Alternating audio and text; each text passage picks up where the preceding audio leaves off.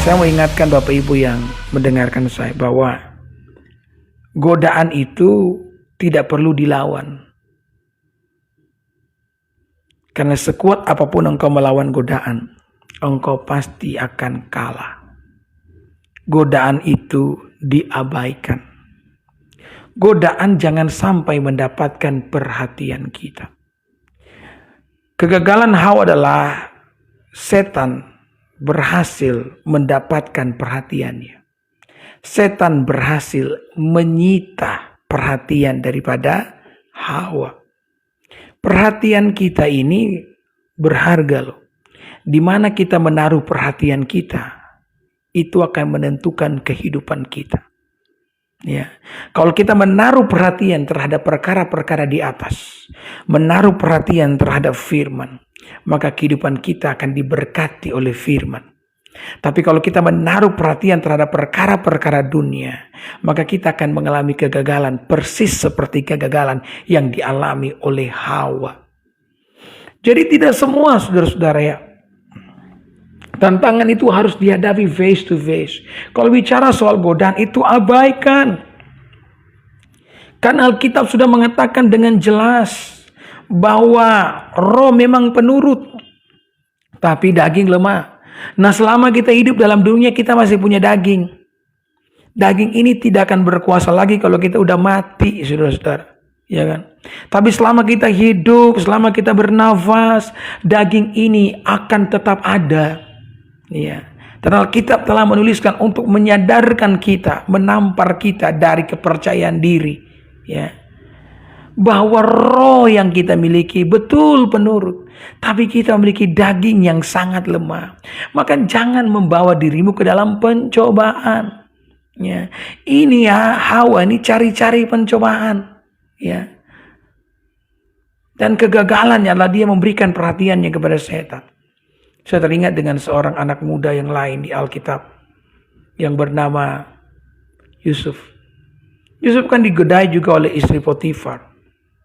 Tapi puji Tuhan, Yusuf berusaha untuk mengalihkan perhatiannya.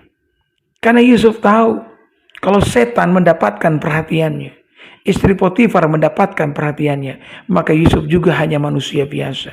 Dia pasti gagal di dalam pencobaan tersebut. Ya.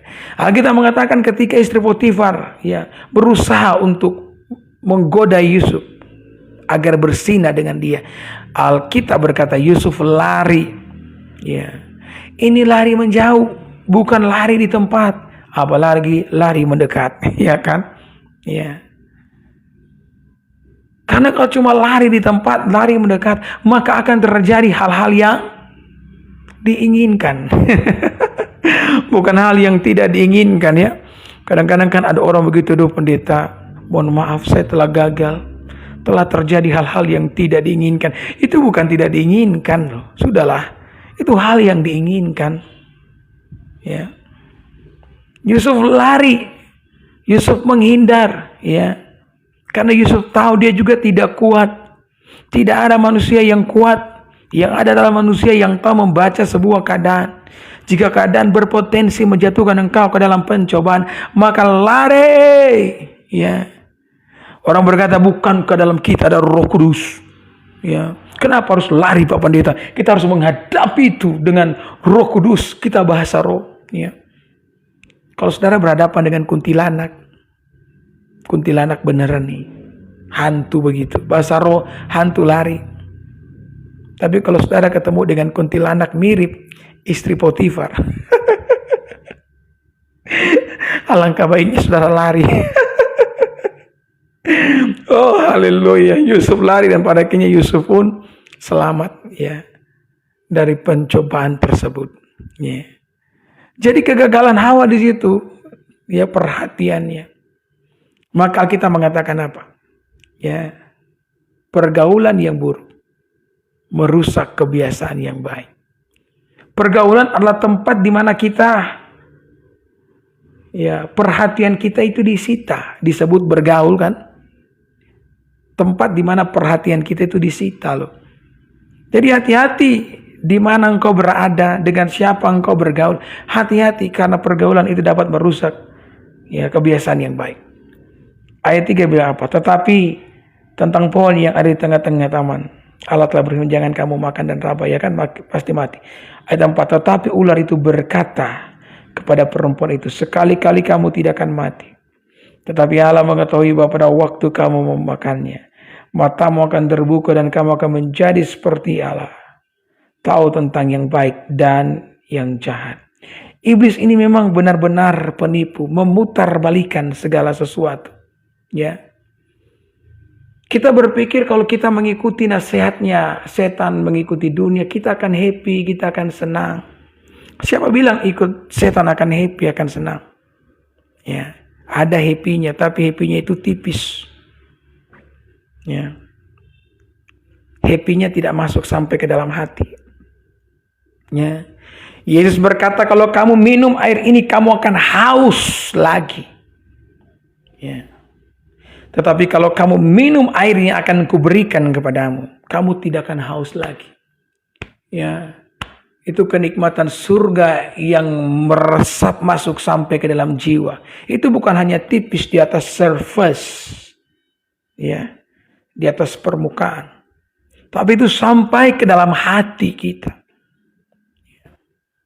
Dan Yesus berkata, bahkan air yang akan kuberikan kepadamu akan menjadi mata air yang terus meluap-luap, kata Alkitab, sampai kepada kehidupan yang kekal. Ya. Maka hari ini kepada kita diperhadapkan dua jalan, mau pilih yang mana, sempit atau lebar. Dan Yesus berkata, pilihlah yang sempit. Karena lebarlah jalan dan luaslah jalan menuju kepada kebinasaan, dan banyak orang yang melalui jalan itu. Tetapi sempitlah jalan menuju kepada kehidupan, dan hanya sedikit orang yang melewatinya. Saudara, apapun yang terjadi, lewatilah jalan yang sempit itu, sekalipun penuh dengan siksa derita. Ujungnya akan membawa kemuliaan bagi jiwa kita, membawa keselamatan bagi roh saya dan saudara.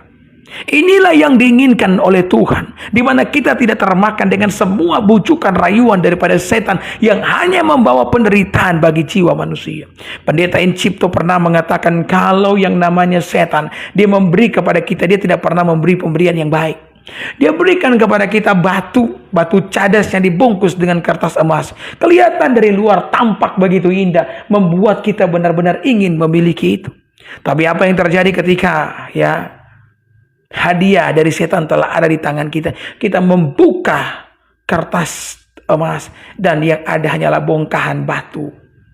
Ya, kalau batu permata bagus ya. Bagaimana kalau batu domato? Ya, jadi domato ini batu keras. Tapi beda dengan Tuhan. Tuhan berikan kepada kita batu emas yang dibungkus dengan kertas koran. Tampak di luar tidak menarik sama sekali. Tapi kalau engkau mau mengambilnya, maka itu akan membawa sukacita bagi kehidupan saya dan saudara. Saya berdoa biar firman yang saudara dengar hari ini benar-benar menyentuh hati saudara, dan saudara hidup sesuai dengan firman yang saudara dengarkan. Amin.